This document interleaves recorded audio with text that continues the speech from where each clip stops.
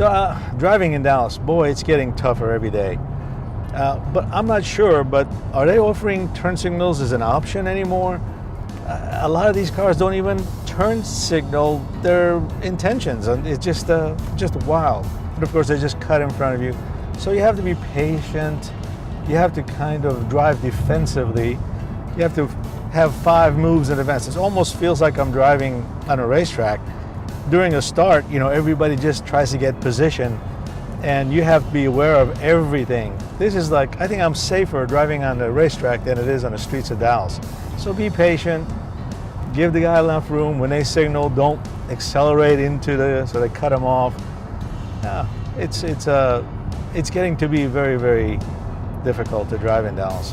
Now we'll see a lot of cars that come into Autoscope that the instrument cluster says 6,000 miles from the service that is actually past due.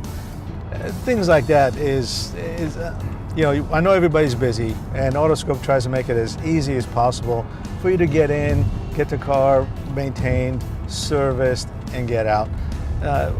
We respect the time, our customers' time, very much. So it's the first thing that we do is make sure that you're not going to be without a car for very long. Get in and out, same-day service. We'll make it as painless as possible. So stay tuned and subscribe to Navigating with Nerces. It'll be a fun ride, and I hope you learn a few things. And I promise I'll never steer you wrong.